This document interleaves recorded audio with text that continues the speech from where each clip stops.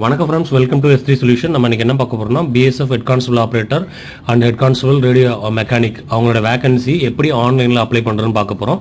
Last date பார்த்தீங்கன்னா 23/9/25. So இன்னும் date இருக்குது, மறக்காமல் எல்லாரும் அப்ளை பண்ணுங்கள். இந்த வீடியோ உங்கள் ஃப்ரெண்ட்ஸுக்கு ஷேர் பண்ணுங்கள். வாங்க பார்க்கலாம் எப்படி அப்ளை பண்ணுறதுன்னு. பொதுவாக இதில் வந்து ஒரு சில இன்ஸ்ட்ரக்ஷன்ஸ் கொடுத்துருக்காங்க. நீங்கள் BSF வெப்சைட்டில் மட்டும்தான் இங்கே அப்ளை பண்ண முடியும். மற்ற மீன்ஸ் ஆஃப் கம்யூனிகேஷனில் பண்ண முடியாது. ஆன்லைன் அப்ளிகேஷன் தான். அதுக்கு முன்னாடி என்ன பண்ணணும்னா உங்களுக்கு கண்டிப்பாக ஒரு இமெயில் அட்ரஸும் ஒரு மொபைல் நம்பரும் வேணும் ரெஜிஸ்ட்ரேஷன் பண்ணுறதுக்காக. ஸோ மறக்காமல் அந்த வேலையை பண்ணிடுங்க. அதுக்கப்புறம் பார்த்தீங்கன்னா ஃபோட்டோகிராஃப், சிக்னேச்சர், அப்புறம் வந்து சப்போர்ட்டிவ் டாக்குமெண்ட்ஸ் எல்லாம் சர்டன் இதில் இருக்குன்னு சொல்லியிருக்காங்க. நான் உங்களுக்கு ஃபர்தராக ப்ராசஸ் பண்ணும்போது நான் காமிக்கிறேன் எப்படின்னு. வாங்க. அதுக்கப்புறம் பார்த்தீங்கன்னா அவங்க எப்படி அப்ளை பண்ணுறேன்னு சொல்கிறாங்க. ஸோ நம்ம எப்படி அப்ளை பண்ணுறது நான் உங்களுக்கு டீட்டெயிலாகவே உங்களுக்கு வந்து நான் டேரெக்டாகவே நான் உங்களுக்கு காமிக்கிறேன். வாங்க நம்ம அப்ளை பண்ண போகலாம். பார்த்தீங்கன்னா ஃபர்ஸ்ட் ஆஃப் ஆல் அவங்க சொன்ன மாதிரி வந்து BSF அப்படின்ட்டு கூகுள் பேஜில் போயிட்டு நான் BSF டைப் பண்ணுறேன். ஸோ BSF டைப் பண்ணும்போது நேராக வந்துருச்சு பாருங்களேன். BSFrecruit.bsf.gov.in இருக்குது. ஸோ அதை நான் கிளிக் பண்ணிக்கலாம். நம்ம கிளிக் பண்ண அந்த பேஜ் ஓப்பன் ஆகும். இந்த ஓப்பன் ஆனதுக்கப்புறம் பார்த்தீங்கன்னா நேராக கீழே ஸ்க்ரோல் பண்ணுங்கள். கடைசியாக உங்கள் கீழே போட்டிருக்காங்க பாருங்கள், group C head constable radio operator radio mechanic போஸ்ட்டுன்னு. ஸோ இங்கே நேராக அப்ளை ஹியர் இங்கே போயிட்டீங்கன்னா அவங்க கேட்பாங்க. ஸோ நான் இங்கே வந்து நான் ஒரு இது கொடுக்குறேன், டீட்டெயில் கொடுக்குறேன். ஸோ சப்போஸ் இப்போ நம்ம சாம்பிளுக்கு தான் பண்ணுறோம். ஸோ அதனால் நான் வந்து ஏதாவது ஒரு பேர் அனுப்பிடுறேன். சரிங்களா. அதுக்கப்புறம் மொபைல் நம்பர், நான் மொபைல் நம்பர் ஏதாவது ஒரு நம்பர் கொடுக்குறேன்.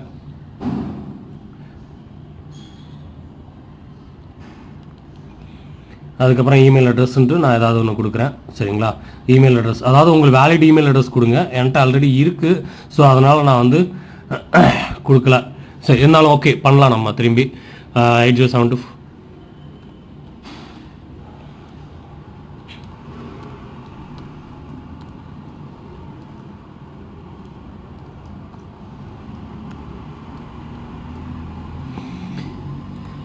ஓகே நான் கொடுத்துட்டு ஜென்ரேட் பண்ணிட்டேன்னா அதுவே என்ன சொல்லணும், ஆல்ரெடி இருக்குது. ஏன்னா நான் ரெஜிஸ்ட்ரேஷன் பண்ணனால சொல்லியிருக்கு. ஸோ நான் வேறு நம்பரில் பண்ணுறேன்.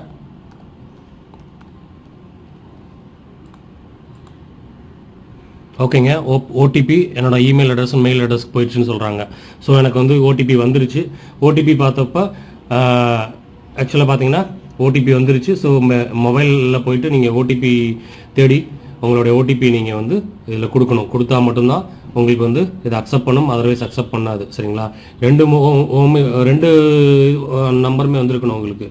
அதாவது மொபைல் நம்பரில் வந்ததும் அதுக்கப்புறம் இமெயிலையும். இமெயில் பொதுவாக பார்த்தீங்கன்னா இமெயில் ஜென்ரலாக வந்து நான் செக் பண்ணி பார்த்தேன். இதில் வந்து இமெயில் எப்படி வருதுன்னா உங்களுடைய ஜென்ரலாக இமெயிலில் வரல, நீங்கள் போய் ஸ்பேமில் பாருங்கள். ஸ்பேமில் தான் கிடச்சிச்சு எனக்கு. ஸோ ஸ்பேமில் தான் இது வந்திருக்கு. ஸோ ஸ்பேமில் போய் பார்த்துட்டு ஸ்பேமில் என்ன நம்பர் வந்திருக்கோ அந்த நம்பரை போட்டிங்கன்னா இது என்ன ஆகும்னா உங்களுக்கு வந்து சப்மிட் ஆகுங்க.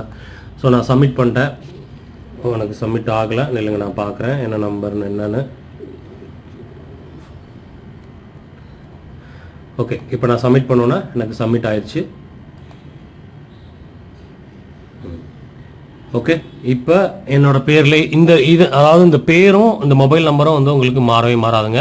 ஸோ அதை ப்ரிஃபர் பண்ணிக்கங்க. அதுக்கப்புறம் கேட்குது ஆதார் கார்டு. ஸோ ஆதார் கார்டோட டீட்டெயில் இல்லாட்டி எனி ஐடென்டிட்டி டைப்னு கேட்டிருக்காங்க. நான் ஆதார் கார்டு கொடுக்குறேன். சரிங்களா. அவங்களோட ஆதார் நம்பர் கொடுங்க. கொடுத்துட்டு ஃபர்தராக ப்ரொசீட் பண்ணுங்கள். சரியா. நான் ஆதார் நம்பர் கொடுத்துட்டேன். அதுக்கப்புறம் இன்ஃபர்மேஷன் கேட்குது, உங்களுடைய டேட் ஆஃப் பர்த் கேட்குது. ஸோ நான் டேட் ஆஃப் பர்த் வந்து உங்களோட என்ன நீங்கள் டாக்குமெண்ட் வச்சுருக்கீங்களோ அந்த டேட் ஆஃப் பர்த் கொடுத்துருங்க. சரிங்களா. அதுக்கப்புறம்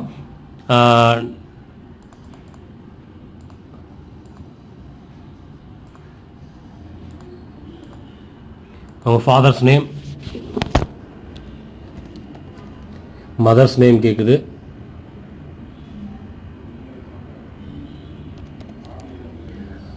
ஏதாவது ஐடென்டிஃபிகேஷன் மார்க் இருக்குன்னா அதை கொடுத்துக்கலாம். Identification SKRM.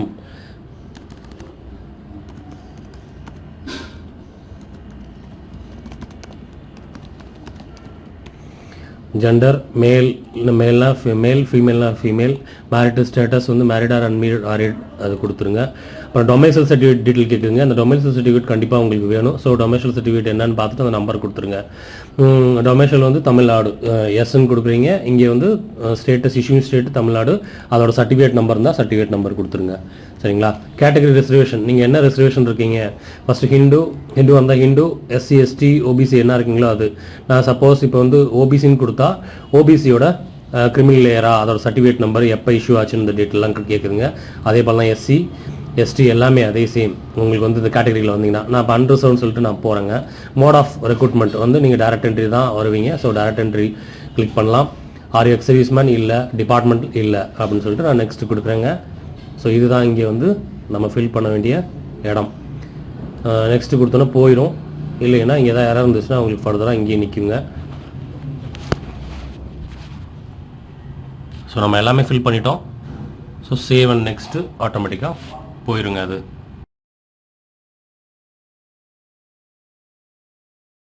அடுத்து பார்த்தீங்கன்னா உங்களுக்கு வந்து நெக்ஸ்ட் பேஜ் வந்துருச்சு. நெக்ஸ்ட்டில் வந்து அட்ரஸ் டீட்டெயிலுங்க. அட்ரஸ் டீட்டெயில் நான் எழுதுகிறேன். அட்ரஸ் டீட்டெயில் பார்த்தீங்கன்னா அட்ரஸ் டீட்டெயில் எழுதுருங்க. பின்கோடு நீங்கள் போட்டுக்குங்க. ஸோ பின்கோடு போட்டுட்டிங்கன்னா பின்கோடு போட்டால் அதுவே வந்துடும். அதுக்கப்புறம் பார்த்தீங்கன்னா நீங்கள் என்ன ஸ்டேட்டோ அந்த ஸ்டேட்டை சூஸ் பண்ணிக்கோங்க. டிஸ்ட்ரிக் என்ன டிஸ்ட்ரிக்கோ அந்த டிஸ்ட்ரிக் சூஸ் பண்ணிக்கோங்க. வில்லேஜ் எந்த வில்லேஜ் அப்படின்னு போட்டுருங்க. போலீஸ் ஸ்டேஷன் தேவைன்னா கொடுக்கலாம். இல்லாட்டி கண்டிப்பாக வந்து எது ஸ்டாரில் இருக்கோ அது கண்டிப்பாக நீங்கள் போட்டு தான் ஆகணும்.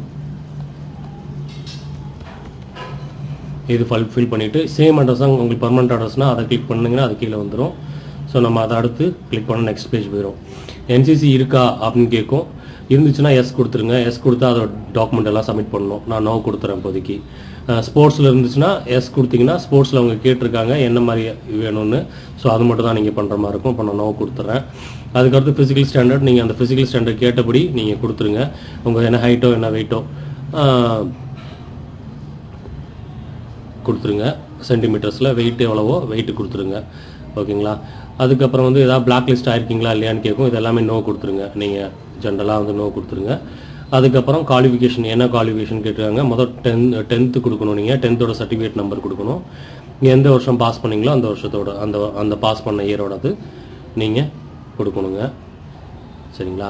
நான் இப்போ ரஃபாக கொடுத்துட்டு வரேன். ஸ்டேட் என்ன ஸ்டேட்டு தமிழ்நாடு, போர்டு என்னது ஸ்டேட் போர்டு.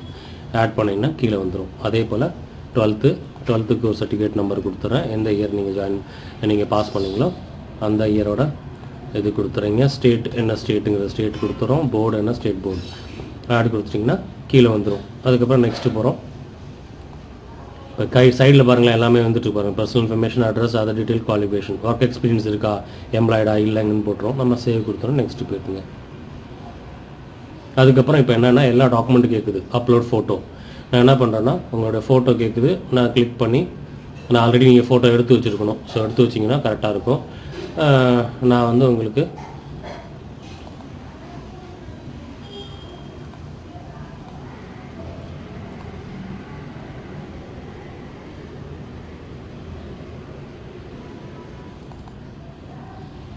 சும்மா ஒரு ஃபோட்டோ எடுத்து வச்சுருக்கேங்க. சிக்னேச்சர்,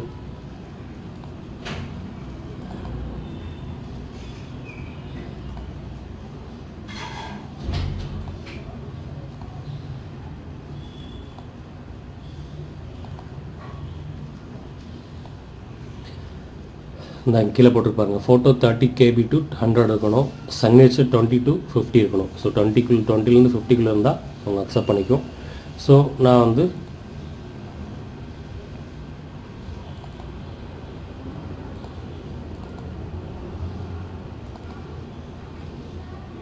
ஃபைல் சைஸ் ஸ்மால்னு சொல்லுது. ஸோ நீங்கள் வந்து ஃபைல் சைஸ் கரெக்டாக வச்சுருக்கணும். வச்சுருந்தா மட்டும்தான் உங்களுக்கு அக்செப்ட் பண்ணும். ஸோ எடுத்துக்கிச்சு. இப்போ சர்டிஃபிகேட் கேட்குது. ஸோ நான் சர்டிஃபிகேட் கிளிக் பண்ணுறேன். நான் ஆல்ரெடி ஒரு ஃபோல்டரில் சேவ் பண்ணி வச்சுருக்கேன் சர்டிஃபிகேட்டு. ஸோ நான் அதை தான் ஆட் பண்ணுறேன். அடுத்து அதே தான் சேவ். நான் ரெண்டையும் ஆட் பண்ணிடுறேன். ஆட் பண்ணி முடிச்சப்பறம் அது டிக்ளரேஷன் கொடுக்குது. டிக்ளரேஷன் கொடுத்து சேவ் அண்ட் நெக்ஸ்ட் கொடுக்குறாங்க. செலக்ட் த போஸ்ட் என்ன கேட்குது. என்னை வந்து நான் 2 போஸ்ட்டுக்கும் அப்ளிகபிள். ஸோ நான் 2 போஸ்ட்டுமே கிளிக் பண்ணிடுறேங்க. மினிமம் குவாலிஃபிகேஷன் இருக்கா 12th physics chemistry maths S கொடுத்துட்றேன். மெட்ரிகுலேஷனுக்கு அப்புறம் இல்லைன்னு சொல்லிடுறேன். நீங்கள் அக்ரிகேட் மார்க்ஸ் பிசிஎம்மில் வச்சுருக்கீங்களா ஃபிசிக்ஸ் கெமிஸ்ட்ரி மேக்ஸில் எஸ்ன்னு கொடுத்தா நீங்கள் எவ்வளோ மார்க் வச்சுருக்கீங்களோ அது கொடுக்கணும். அதாவது ஃபிசிக்ஸ் கெமிஸ்ட்ரி மேக்ஸ் சேர்ந்தோன்னா உங்களுக்கு அந்த 3ஓட ஆவரேஜ் வந்து பார்த்தீங்கன்னா 60% மேலே இருக்கணும். அப்போ தான் அவங்களை அக்செப்ட் பண்ணும். இல்லாட்டி அக்செப்ட் பண்ணாருங்க. அதுக்கப்புறம் ஃபிசிக்கல் கேட்டகரி என்ன கேட்டிருக்கு நீங்கள் ஜென்ரல். ஸோ என்ன ஹைட்டோ அந்த ஹைட்டை ஆல்ரெடி வந்துடும் நம்மளோடது. இப்போ சேவ் அண்ட் நெக்ஸ்ட் கொடுத்துருவோம். கொடுத்ததுக்கப்புறம் பார்த்தீங்கன்னா இதுதான் வந்து நம்மளோட ஃபார்ம். இந்த ஃபார்மில் என்ன இருக்குங்கிறது நீங்கள் ஒரு தடவை படிச்சுக்கலாம்.